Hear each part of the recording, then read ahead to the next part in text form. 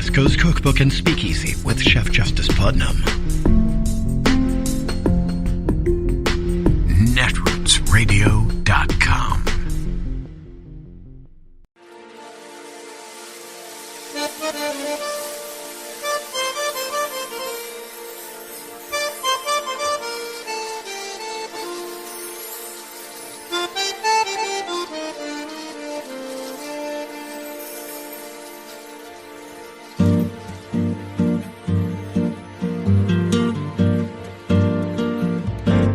Je voudrais du soleil vert, des dentelles et des théères, des photos de bord de mer, dans mon jardin d'hiver.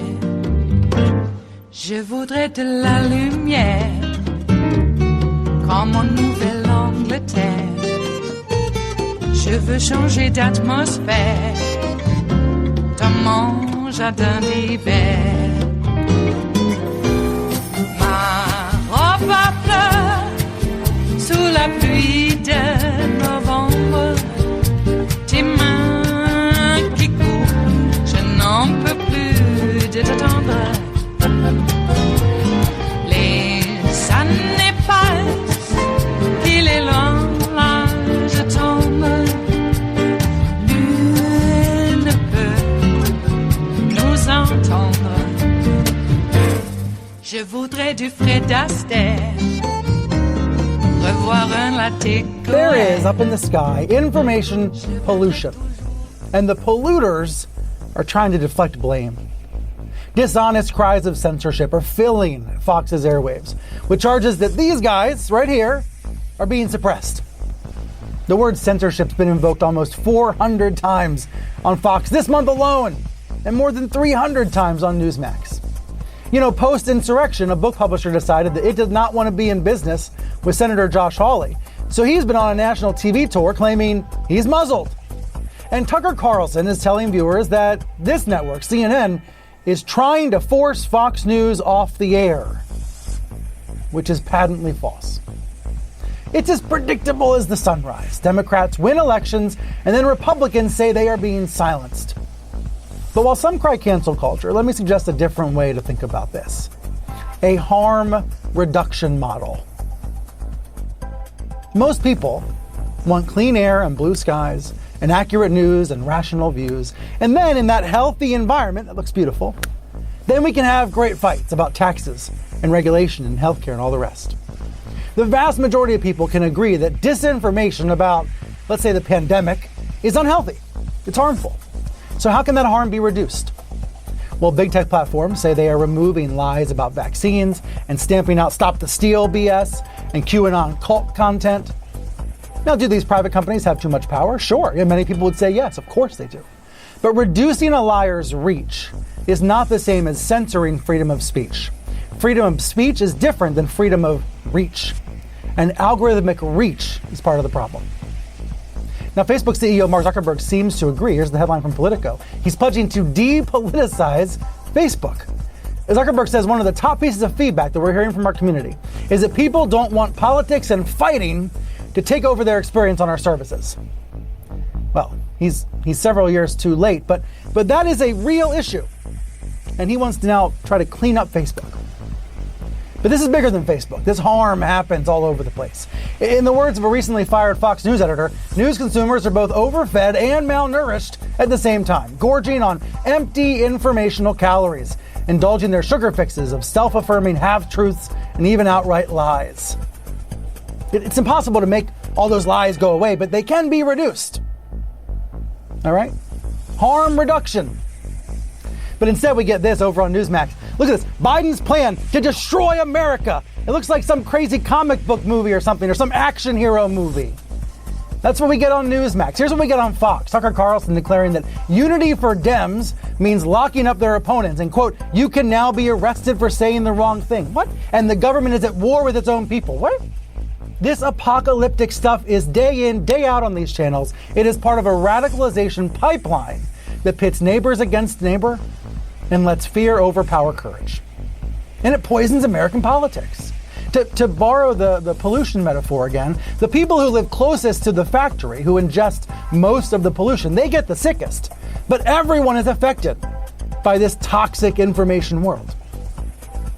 So most of the criticism of Facebook is not aimed at stopping social media, stamping it out.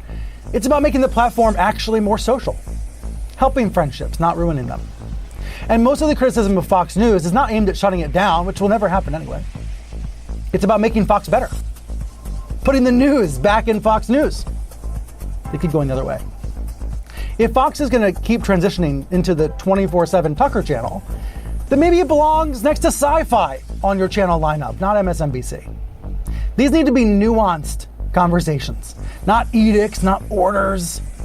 This is complicated, but harm reduction is possible. Harm reduction is possible by adding more news and less opinion to the content. Harm reduction is possible by pushing some of the QAnon craziness out of your newsfeed on Facebook.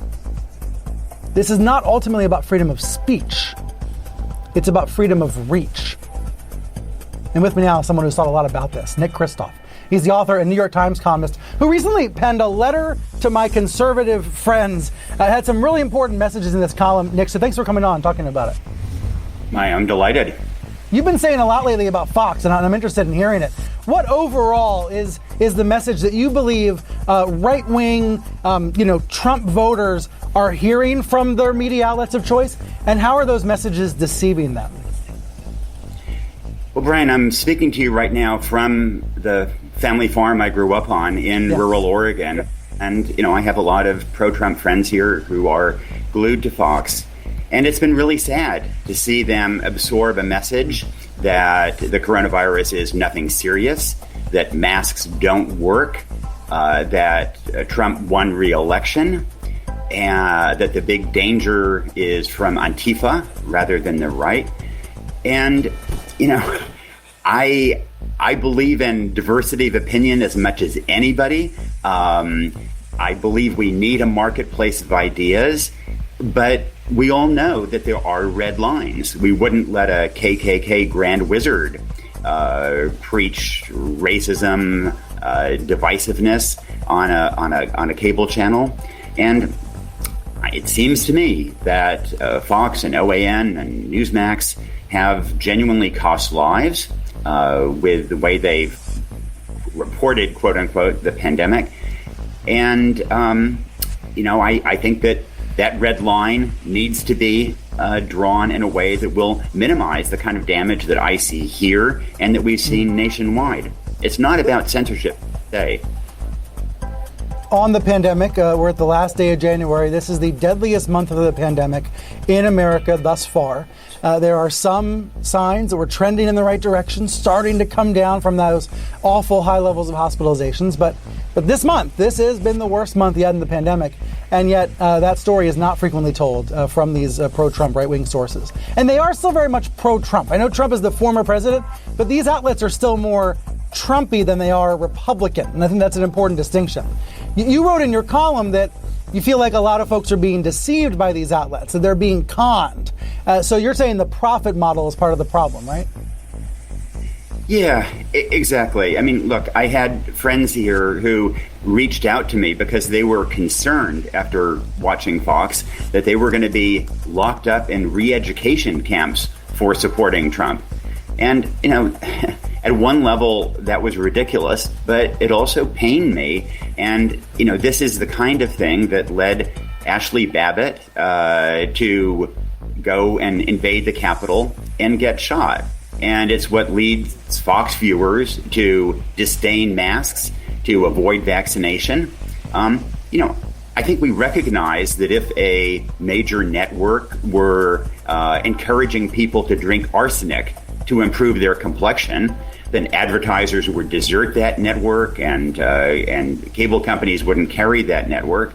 And it feels to me as if some of the extreme right-wing media organizations are doing something very similar. Fox News is definitely the Trump administration in exile now. Stephen Miller all over the channel. They just hired Larry Kudlow. They're in talks with Kayleigh McEnany. Your message in your column is that people shouldn't be forced to subsidize Fox News in their basic cable packages. Now, Tucker will say you're trying to destroy the channel. What are you actually arguing?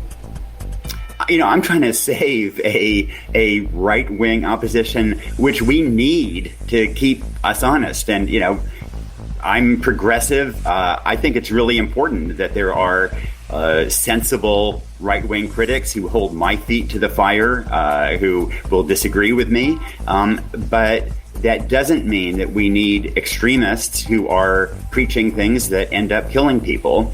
And at the end of the day, it also strikes me as deeply offensive when we all buy products that then support that kind of hatred and disinformation. And when we have to pay, as you say, for cable packages that then subsidize companies that are doing a lot of damage, mostly to their own audience, but to some degree to the country as a whole. It is Monday, the 1st of February of 2021, and you are in West Coast Cookbook and Speakeasy. I am your chef de cuisine, Justice Putnam. Gunner the English Bulldog is our snoozing sous chef, and our daily special is River City Hash Mondays. We used to have a lot of stuff coming in on the weekend. We were fully stocked with all sorts of tidbits and side dishes and all sorts of entrees. But now it's such a boring weekend, partly because of the pandemic. Let's be clear, okay? People aren't supposed to be out and about, even virtually, okay? Because we're supposed to keep up the, the mindset, all right? Anyway, so it's amazing. We actually have quite a bit left over, even though there wasn't that much to prepare over the weekend to begin with. Well, there's still news coming in, and we will be resonating from Trump for quite a while, at least after he's said and done his sycophants, which ones? I like to say the sycophants. Anyway, his sycophants will continue to do what they do. And since I now live in small-town America, there's a lot of them around here. Jeez. That's something I noticed when I came back home to, small-town America. When you live in a big city, you almost have safety in numbers, Here, there's not that many people between you and the serial killers on meth. And they're only serial killers on meth is because, they get into a jag. And next thing you know, 10 people are dead. Yeah, just because they were angry. Well, in some ways you feel a lot less safe. No wonder everybody wants to carry a gun. So that brings up a question. They sure bought up a lot of guns over these last few decades, and they kept saying, it's just for hunting. And then it was, it's just to protect ourselves. And now it's like, we need our guns so that we can take over the United States government because they're commies. Look at all the black people. And so we had a white supremacist insurrection. They're getting, in some ways, treated with kid gloves, though I think that that's just on, the surface. I believe, and maybe I'll just say I know, that in spite of Federalist Society jiggering in our judicial system, insurrectionists will be dealt with harshly. There are some state courts that released their citizens, and the feds had to step in and say, what the hell are you thinking? Well, he didn't seem like, he seemed normal to us. Yeah, normal to you? Nope, you got to put that guy back in jail. And his little wife growing like a tree off of his shoulder, too, Billy the Mountain. Billy the Mountain. Yeah, talk about insurrection. Yeah, that made a lot of people mad, especially Studebaker Hawk. So back in the real world, we have these murderous, and that's not putting it lightly, brutally murderous insurrectionists, and they will be dealt with harshly. I don't know as harshly as Reality Winner. I mean, all she did was, disclose the fact that the Russians hacked into our election system and helped Trump get elected. So she had to go to jail, for the longest time of anybody who had ever been convicted of such a crime. But they had to teach her a lesson and anybody else who think or who thought that they, might get away with it, because you don't. It could be argued that she could have gone through channels, and that would have been a proper thing to do. But still, if they're talking about pardoning Snowden, now that guy's a traitor. I'm sorry. Yeah, okay, so he released a bunch of stuff that was pertinent to us. But you know who it was more pertinent to? Hostile foreign powers. And that's where he's living right now. No, he doesn't get a pardon. Assange, I don't know. I think that guy just kind of like went off the deep end. Maybe he had good intentions in the beginning, or maybe he was just an opportunist. A gun runner, and whoever buys the guns is okay with him. Has no ideology except, I don't know, authoritarian. Joe Biden is authoritarian now, if you listen to certain quarters of social media. What a jackboot Joe Biden is. I knew as soon as they started whining about the Rolex, it was going to be one of those. All right. Well, we're in for it. And this is another thing. There's been this weird, is this misogyny? I think it's kind of misogyny because it's only been men who have been critical of Jen Psaki. Our new White House press secretary. I consider her, I was on Tim Corrimal's show, and if any of you heard, I consider her to be one of the best White House press secretaries we've ever had. Probably even better than C.J. Craig. Yeah. Oh, boy. And C.J. had to rehearse for a long time to get that part. Really, in the literal world. Anyway, I don't understand it because she's ultimately qualified. It's not as if she's never done something similar in the Obama administration, which in some ways some people might consider to be quite recent. Had 8 years of Obama, but the 4 years of Trump seems like a generation ago. Not just a lifetime, a whole generation or more. Wait a second, maybe a lifetime is more than a generation, but regardless, seems like a long time. Boy, I'm glad that that's over, at least part of it. They say, if it's rotten at the head, get the head out, and maybe the rest will just, sort of wither away, but there's going to be some jerking and animated bodily movements by that following, and we better take care, all right? So, what do we have curated for you today here in West Coast Cookbook and Speakeasy? Well, starting off in the Bistro Cafe, that was Stelter breaking it down with Christoph. Oh, yeah, Christoph, he's a fellow Oregonian, and he's back on the farm. I wonder why. Because of a pandemic, that's right. Anyway, they were breaking it down that reducing a liar's reach is not the same as censorship, all right?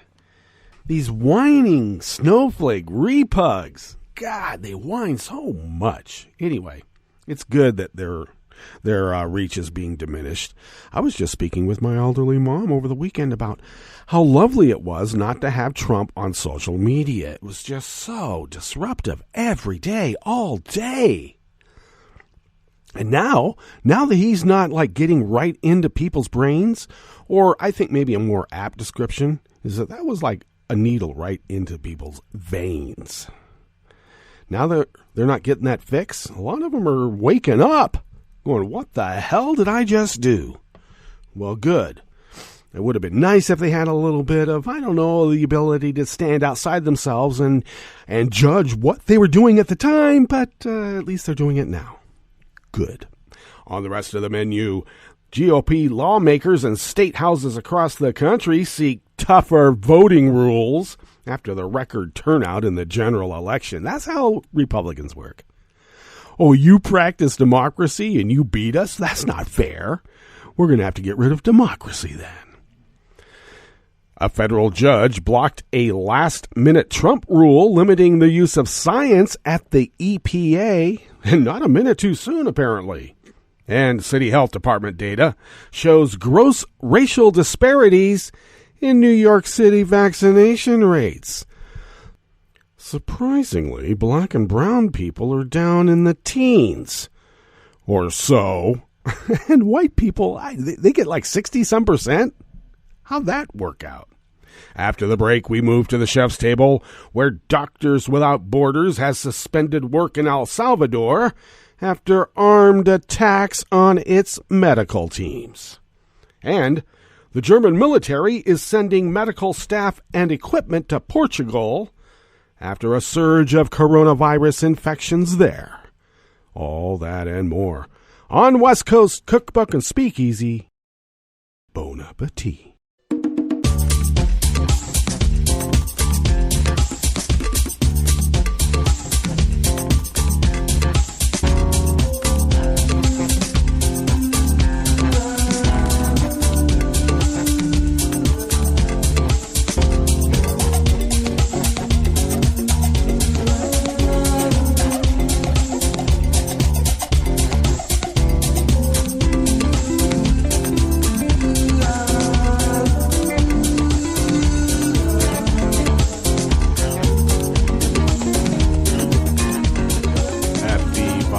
Homepage at netrootsradio.com. To the right of the page is the chat room link, and the chat room is monitored by Kelly Lincoln. Thank you, Kelly. To the left of the chat room link, near the bottom of our homepage at netrootsradio.com, is the link to our Patreon page.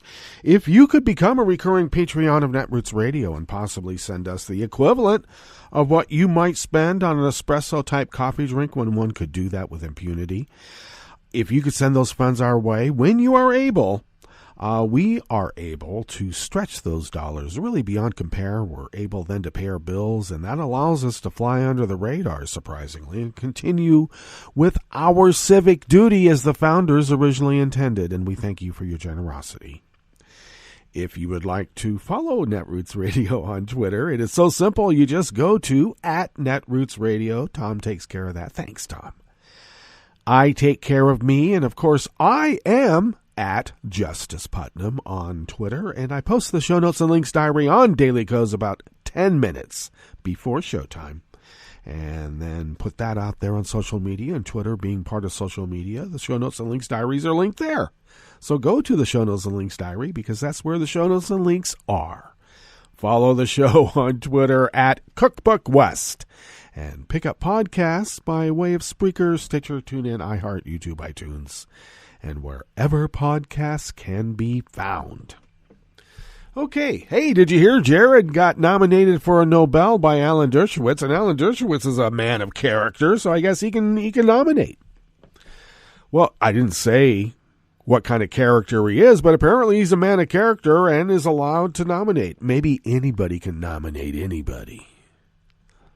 Maybe that's how it works. But Jared, up for Nobel. Oh, yeah, Nobel Peace Prize. Not for some scientific study of business. All right. Up for the Peace Prize. Okay. Well, Alan Dershowitz nominated him. I guess it's because Jared brought peace to the Middle East. The Middle East. Yeah, lots of peace there. Okay. Good work, Jared. Good work. Well, this first offering here in the Bistro Cafe of West Coast Cookbook and Speakeasy is out of the Associated Press by Anthony Izagiri and Acacia Coronado. Republican lawmakers in state houses across the country are moving swiftly to attack some of the voting methods that fueled the highest turnout for a presidential election in 50 years. Oh, election and voting methods that used to be the domain specifically of only, I guess that's redundant, but only conservative Republicans, and now everybody is using it? Oh, you mean the hoi polloi? And if they start doing it, it's tainted, it's dirty, and you don't want to have anything to do with it? Okay. Although most legislative sessions are just getting underway, the Brennan Center for Justice, which we all know is a public policy institute, has already tallied more than 100 bills in 28 states meant to restrict voting access. They just couldn't get to work fast enough. Weeks ago, we had the general, and now they have to restrict voting. All right. More than a third of those proposals are aimed at limiting mail voting, while other bills seek to strengthen voter ID requirements and registration processes, as well as allow for more aggressive means to remove people from voting rolls. Wait a second. Why do you keep doing that? Unfortunately, we are seeing some politicians who want to manipulate the rules of the game so that people can participate and some people can't, said Myrna Perez, director of the Voting Rights and Election Program at the Brennan Center. The proposals are advancing not only in Texas and other traditional red states, but also in such places as Arizona, Georgia, and Pennsylvania that supported Trump 4 years ago, only to flip for Joe Biden in November because, well, we figured out how to, vote in so many numbers. You couldn't cheat. Even with Russian help, they can only do it on the margins. So now they're trying to bring it back down to being able to manipulate the margins again. That's the only way they can win. Many Republicans have said the new bills are meant to shore up public confidence after Trump and his GOP allies, without evidence, criticized the election as fraudulent. That's sort of like beating the crap and raping a woman and then saying, well, if women weren't wearing miniskirts and, that seam in their French stockings in the back, well, then these things won't happen again. Okay? Yeah. We were screwed, and now by the fact that we were screwed, they're going to use it against us. They always do that. In last year's presidential election, nearly 70% of all ballots cast nationwide came before Election Day, and claims that the election was fraudulent because of mail-in voting, well, that was turned away by dozens of courts and were made even as a group of election officials, including representatives of the federal government cybersecurity agency, deemed the 2020 presidential election to be the most secure in American history, and even Trump's former attorney general, the odorous William Barr, also said he saw no evidence of widespread fraud. The only fraud they saw were, Trump voters voting for Trump. Yeah, well, my mom would have voted for him, but she's dead.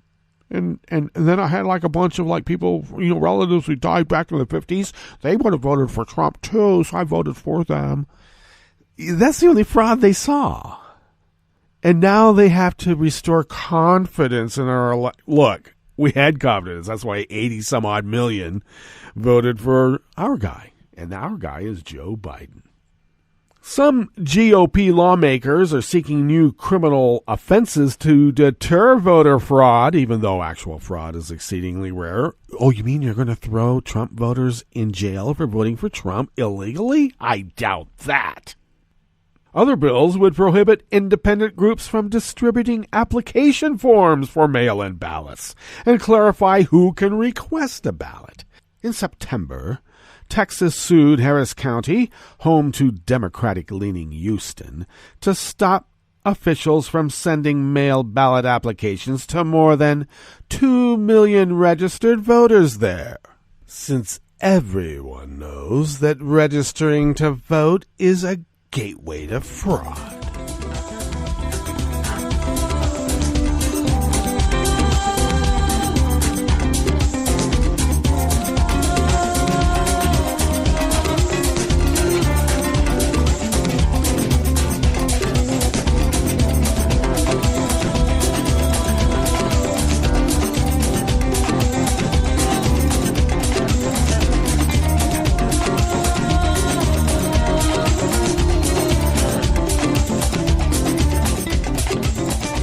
Anonymous staff at the Associated Press brings us this next offering here in the Bistro Cafe of West Coast Cookbook and Speakeasy, River City Ash Mondays.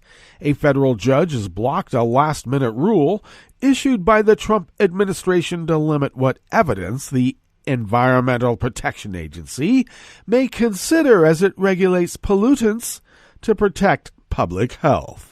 Former EPA Administrator Andrew Wheeler said the January 6 rule, January 6th, what happened on that day, was aimed at ending what he and other Republicans call secret science.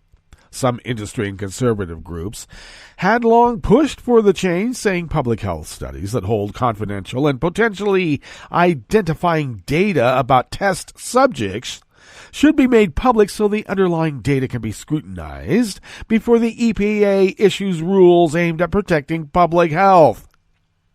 Okay, you don't want us to know who your deep-pocket dark money donors are, but you want to know the intimate details of test subjects in a science study?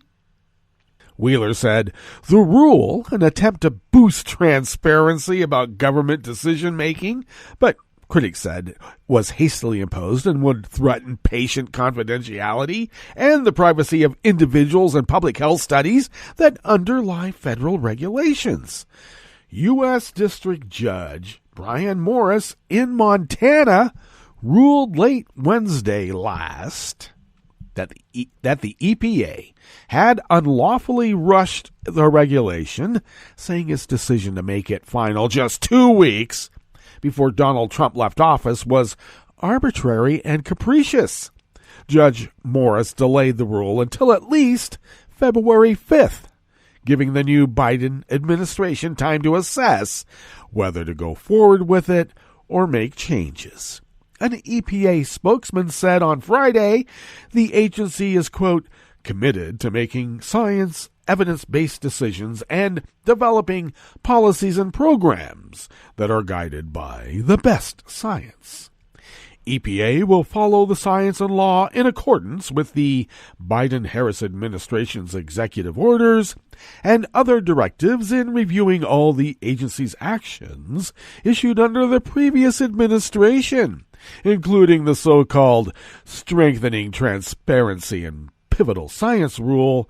Spokesman Ken Labbe, or is it Ken Lab, said in a statement.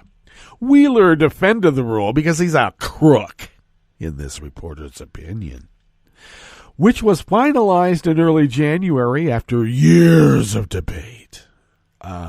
Early January, January 6th, the day of the insurrection. I wonder why. If the American people are to be regulated by interpretation of these scientific studies, they deserve to scrutinize the data and dox the subjects in the science study? Andrew, is that what you're getting at? Transparency is a defensive, not an attack on the important work done by career scientists at the EPA, Wheeler continued to whine. Along with their colleagues at research institutions around the country, we want to dox those subjects so they'll never do it again. You can't do this to industry. They always whine.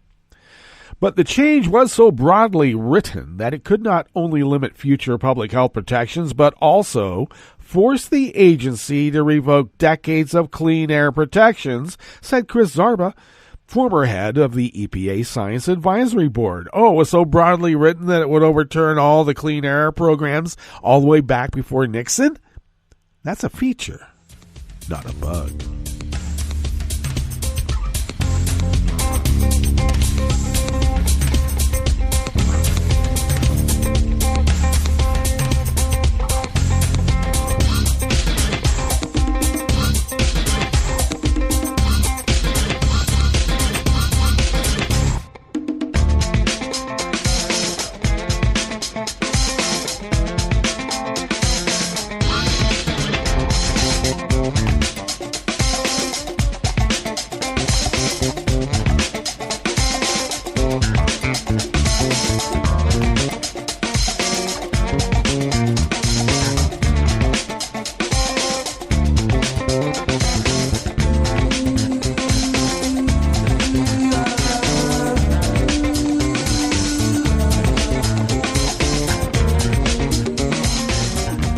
Matthews of the Associated Press brings us this final offering here in the Bistro Cafe of West Coast Cookbook and Speakeasy.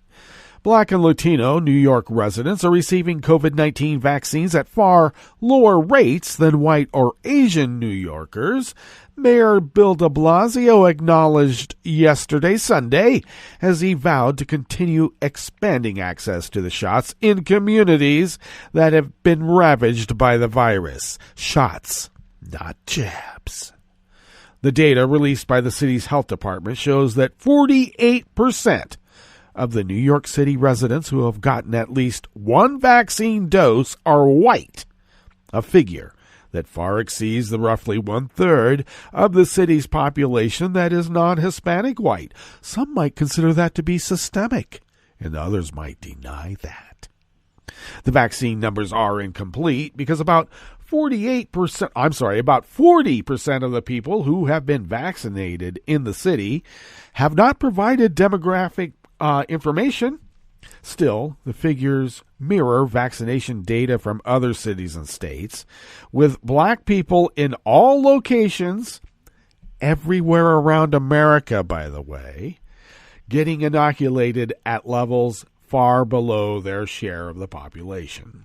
Just 11% of the vaccine doses administered to New York residents went to black people, 15% to Latinos, although black and Latino New Yorkers make up 24% and 29% of the city's population, respectively.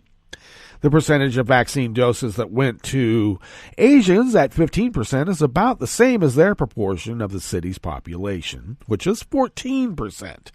Clearly, we do see a profound disparity that needs to be addressed aggressively and creatively, de Blasio said in a conference call with reporters. We've got a profound problem of distrust and hesitancy, particularly in communities of color. De Blasio said that measures intended to boost vaccination rates in communities of color will include streamlining the cumbersome application process and translating the materials into additional languages. How about this? Just give people the shots. They don't need to apply. Get their information in line. Make sure that they're getting the right dose, and if they need another one, when to come back. The coronavirus pandemic has killed black and Latino people at disproportionately high rates in New York City and across the nation. And advocates who feared that the vaccination data will show similar disparities had pressed de Blasio to release the numbers. The demographic data on vaccine distribution that the city finally released after long delays confirms what we feared and expected, that the people and communities of more color, disproportionately harmed by the pandemic, have been disproportionately hindered in equitable access to vaccination, public advocate Jumaine Williams said in a statement. Governor Andrew Cuomo said the statewide breakdown of who has been vaccinated will be released in coming days, but he expects those numbers to show racial disparities as well. Well, that brings us to our break, and why don't we go to our break? And when we get back from said break, we will go through weather from around the world, and we will finish up with the stories that we have curated for you today. You are listening to West Coast Cookbook and Speakeasy, and we will be right back. You are listening to netrootsradio.com. Please hang up and try again.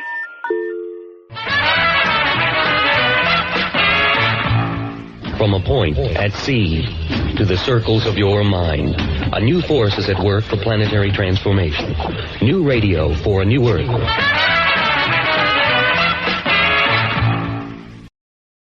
This is Take Two Movie Review. I'm Mike Friend. This week, An Afternoon in Chicago. Ma Rainey's Black Bottom, named for one of the blues icon's songs, is adapted from the 1984 August Wilson stage play, part of his American Century cycle, the one from the 1920s. The cycle explores, one drama per 20th century decade, how African Americans worked through the mostly white power structure to get ahead. After Wilson's death in 2005, his estate sought out Denzel Washington to bring the plays to the screen. More are supposed to be coming from Netflix. The first was the well-received Perceived Fences from 2016, starring Washington and Viola Davis, who brings off Ma Rainey here with a dominance and swagger that's hard to picture any other actress working today pulling off. And she does it with maybe half the screen time of her co-star, the late Chadwick Boseman, who plays an ambitious horn player in Rainey's band. The film has a stagey feel to it, which is probably intentional with the selection of award-winning director George Wolfe, who's best known for his stage work. Most of the action occurs in one stuffy rehearsal room where the dynamics between Levy, the other band members, Ma, and Ma's girlfriend play out.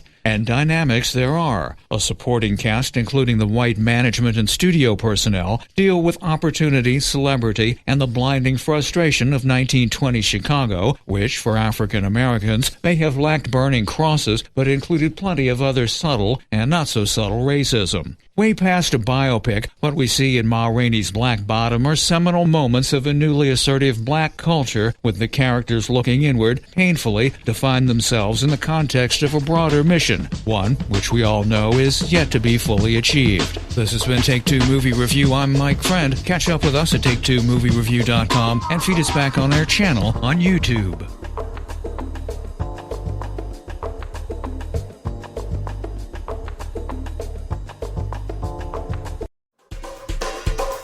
This is Scientific American's 60-Second Science.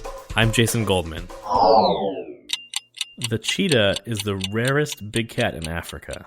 Less than 7,000 adults remain on the planet. Think of it this way. For every cheetah on the planet, there's more than 4 Starbucks coffee shops. The most important cheetah stronghold is in central Namibia, but the cheetahs there don't live within national parks. They live on privately owned farmland. There were farmers having huge problems with cheetahs, losing a lot of livestock, and there were other farmers who actually didn't have any problem at all. Ecologist Jörg Melsheimer from the Leibniz Institute for Zoo and Wildlife Research in Berlin assumed at first that all farmers had cheetah trouble. It was just that some were more likely to complain about it. But after tracking 50 collared cheetahs, he began to suspect that there really was a pattern to their killing. By the time his team had data from 106 cheetahs collared over the course of a decade, not only was he certain that cheetahs were more likely to kill in some places than in others, but that he could solve the problem. We indeed found these communication hubs of cheetahs, which are spread evenly across the landscape, with a high activity of cheetahs within the hubs. Cheetahs are an asocial species, but they still need to trade information.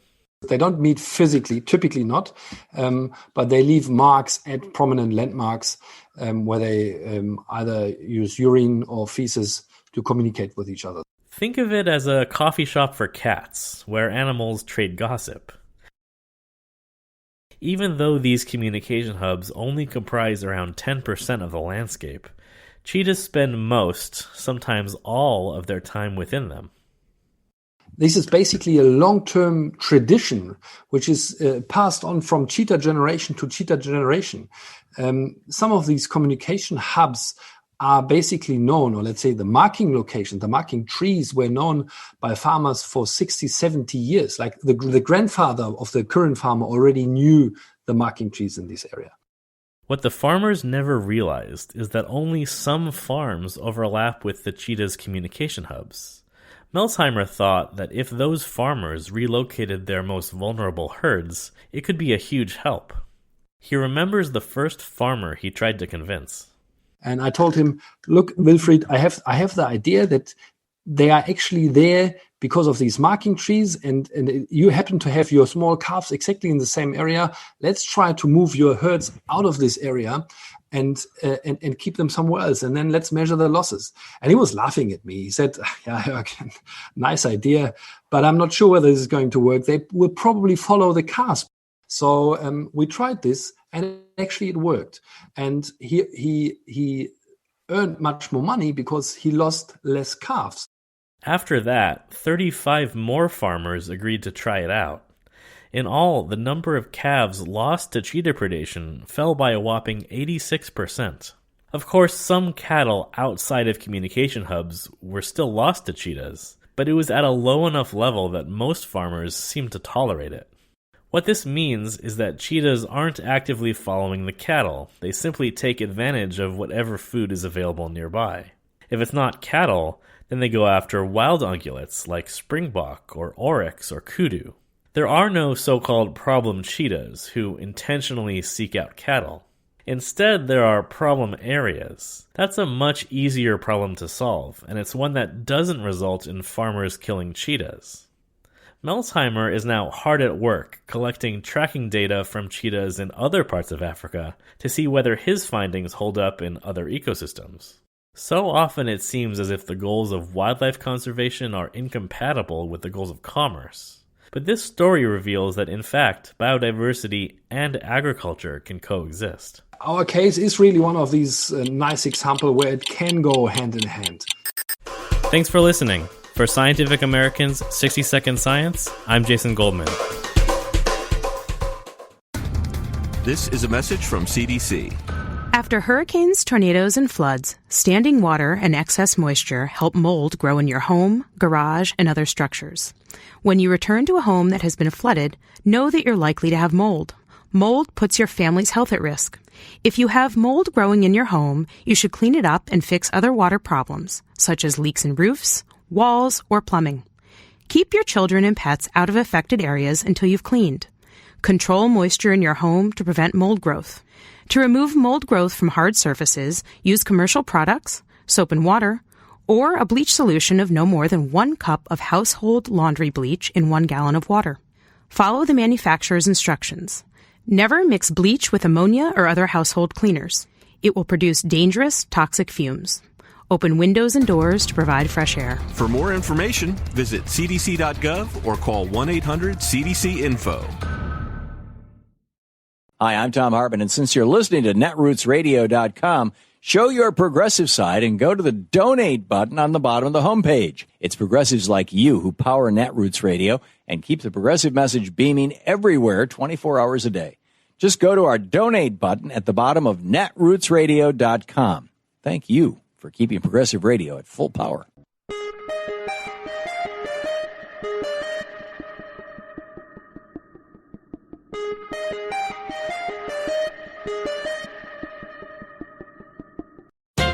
The Democratic Party establishment has a message for us progressives. Go away! That club of don't rock the corporate boat congressional leaders and their hired political operatives keep trying to purge progressive activists and policies from the party. Even when the candidates of these old-line forces win, as Joe Biden did, they can't seem to stop assailing grassroots progressives who supply the new ideas, energy, organizing, and votes that are the party's future. They're furious that we upstarts are making gains and pushing Democrats to be, well, Democrats. Just hours after polls closed on November 3rd, a group of timorous congressional Democrats joined in a game of pin the tail on progressives. They wailed that our demands for such egalitarian policies as Medicare for All, a Green New Deal, and criminal justice reform, quote, scares voters and caused 8 centrist Democrats in swing districts to lose their House seats. One of the leading complainers, Representative Jim Clyburn, even insisted that those pushing a People's Democratic agenda would be the death of the Democratic Party. If, quote, we are going to run on Medicare for All, socialized medicine, we're not going to win, he proclaimed. Never mind that we taxpayers already provide socialized medicine for him and his colleagues, and never mind that he happens to be a top recipient of political cash from pharmaceutical profiteers. He is also wrong. Every single swing seat House Democrat who endorsed Medicare for All won re-election, tweeted Representative Alexandria Ocasio-Cortez on November 7th. Every single one. Indeed, of the 8 soft Dems who lost their House seats, all refused to back health care for all. This is Jim Hightower saying polling shows that 72% of voters favor changing to a government-run health care plan. There's the party's future. If you'd like more of Jim Hightower's real populism, check out the Hightower Lowdown. Jim's monthly newsletter gives you the real lowdown on which corporations, by name, are doing what to the middle class, our environment, and our democracy.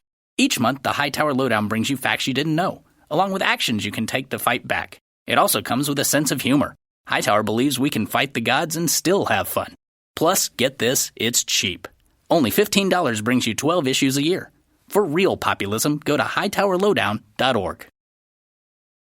I'm Rick Smith, and this is Labor History in 2. On this day in labor history, the year was 1937. That day marked a pivotal moment in the continuing Flint sit-down strike. The nationwide strike against GM started in Flint, Michigan in late December. By late January, UAW organizers agreed that nearby Chevy engine plant number 4 had to be shut down. It was a massive facility. It employed 4,000 workers on 2 shifts. The plant superintendent had been firing union activists. Armed guards patrolled every inch of the facility to prevent a sit-down. Union organizers knew there were company spies in their ranks. They planned the takeover by staging distracting job actions at nearby Chevy plants number 9 and then number 6. This would draw the guards away from plant number 4. And so, on this day, just as the day's shift was ending, workers sat down at Chevy plant number 9. The company guards were ready to launch an attack. They began beating and gassing the sit-downers. The Women's Emergency Brigade smashed plant windows to dissipate the gas. The diversion worked. Guards left Chevy number 4 unattended. Workers then turned off all the machines and barricaded themselves in. The plant guards tried to re-enter and were met with pistons, connector rods, and fire hoses. The Women's Emergency Brigade gathered outside the plant and locked arms. UAW organizer Joe Sayan announced, quote, "We want the whole world to understand what we are fighting for. We are fighting for freedom and life and liberty. This is our great opportunity. What if we should be defeated? What if we should be killed? We have only one life. That's all we can lose, and we might as well die like heroes than like slaves." For more information, go to laborhistoryin2.com, like us on Facebook, follow us on Twitter at laborhistoryin2.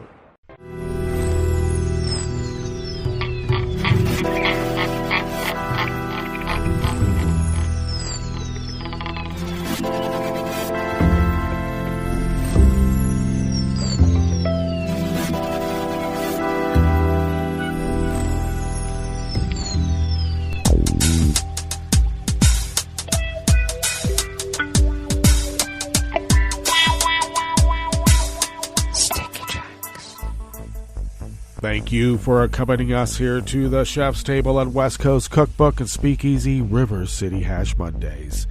We always begin weather from around the world along the banks of the Rogue River in the Rogue River Valley of Southern Oregon on the west coast of the continental United States of America, where it is currently 39 degrees Fahrenheit, expecting a high of only around the mid-40s.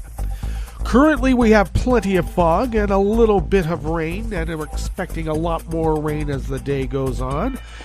Showers early will evolve into a steady rain for the rest of the day, and winds will be out of the south at 5 to 10 miles per hour, and expecting about 1/4 of an inch of rain today, and about 1/4 of an inch tonight, with lows around 40, and winds will be light and variable. Rain showers early tomorrow with highs in the mid-40s once again. And we'll have some sunshine later in the day. Winds will be out of the south-southwest at 5 to 10 miles per hour.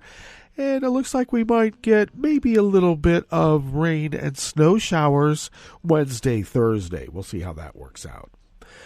Confirmed coronavirus cases in Jackson County in the southern part of Oregon are not updated.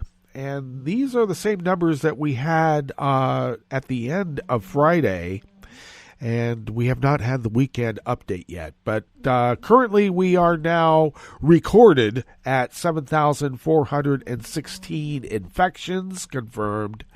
And deceased stays at 98. I expect those numbers to go up, though infections aren't going up as high deaths have been nationwide. And people are wondering about that. Pollen right outside the window here in Rogue River proper is rated at none. The air quality index for the region is good at 24 parts per million, and the daytime UV index is low at 2. Barometric pressure is falling at 29.81 inches. Visibility is down to less than a mile, and relative humidity is at 98%. Weather from around the world is brought to you by a crowd of crowdsourced weather stations that a crowd of crowdsourcers have sourced from around the world. London is 48 and cloudy. We'll get that little tag there cleaned up. We will. We'll clean it up. I'm sorry. Where are we again? Oh, London. London is 40 and cloudy. Rome is 56 and partly cloudy. Paris is 48 and cloudy. Kyiv is 24 and cloudy. Kabul is 39 and fair. Oh, they've gotten rid of their smoke. Hong Kong is 62 and clear. Tokyo is 57 and mostly cloudy. Sydney, Australia is 66 with rain. San Francisco, California is 48 degrees and partly cloudy with possibilities of some slides because of rain. And New York is 28 degrees Fahrenheit with snow. And that is weather from around the world, brought to you by a crowd of crowdsourced weather stations that a crowd of crowdsourcers have crowdsourced from around the world.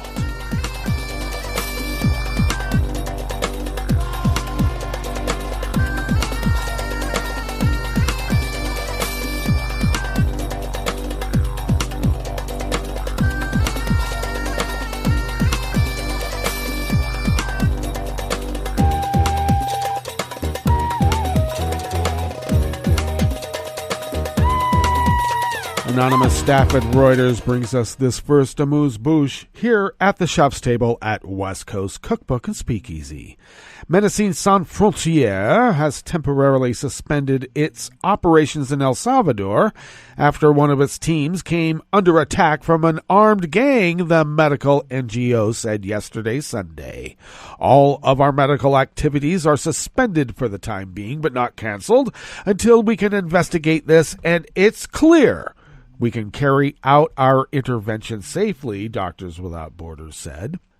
They said the attack occurred in the municipality of Ilpango in the eastern fringe of San Salvador as its team was traveling by ambulance in response to an emergency call. Local media described the assailants as suspected gang members. Members of the MSF team suffered some light injuries and bruises, but no one was seriously injured, thankfully. It was unclear what provoked the attack, which was condemned by the government of El Salvador. Ilpango is regarded as a potentially dangerous area in El Salvador, one of a group of Central American countries that has for years battled to keep chronic gang violence in check.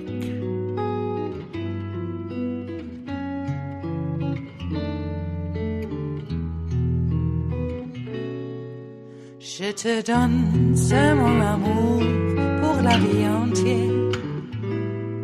La promesse de me trouver à tes genoux. Aussitôt que tu m'appelles, rester toujours fidèle. C'est tout, c'est tout. Je te donne tous mes printemps, mes étés de mer. Mes automnes, quand les feuilles tombent partout. Si ce n'est pas une bonne affaire, je te donne tous mes hivers. Even more anonymous Reuters staff brings us this final amuse-bouche here at the chef's table at West Coast Cookbook and Speakeasy. Germany's military will send medical staff and equipment to Portugal, where space in hospital intensive care units is running out after a surge in coronavirus infections, the defense ministry in Berlin said yesterday, Sunday. Portugal, which said on Saturday that only 7 of 850 ICU beds set up for COVID-19 cases were vacant in the whole mainland, and had asked the German government for help. We will support Portugal with medical staff and equipment, the defense ministry said, adding that details were expected to be announced early this week. Portugal, which has a reported 12,179 COVID-19 deaths and 711,000 cases has the world's highest 7-day rolling average of cases and deaths per capita. German magazine Spiegel said the military planned to send 27 doctors and paramedics to Portugal, who were initially supposed to remain there for 3 weeks, as well as stationary and mobile ventilators and field beds for patients, though the Defense Ministry said they could not initially provide any details. Well, that brings us to the end of our broadcast period for the day, and we will meet up tomorrow for Tarrytown Chowder Tuesdays. So do stay tuned to Netroots Radio all day and all night for all the breaking news as it breaks. And we'll meet up here tomorrow, right here, in West Coast Cookbook and Speakeasy. Bon appetit.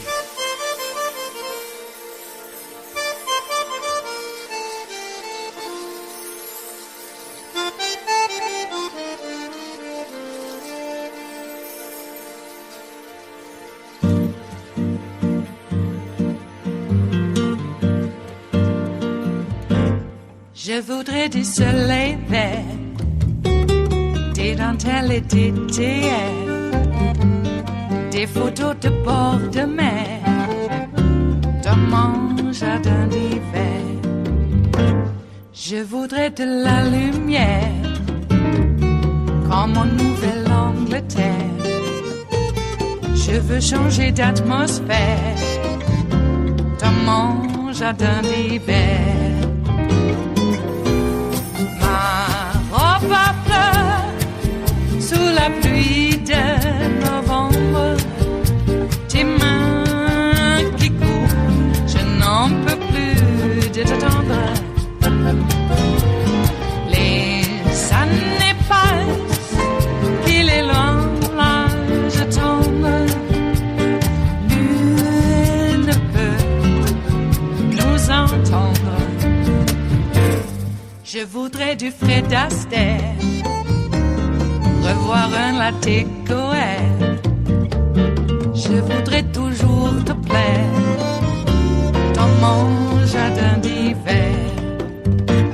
Je veux déjeuner par terre, comme au long de golfe clair, t'embrasser les yeux ouverts dans mon jardin d'hiver.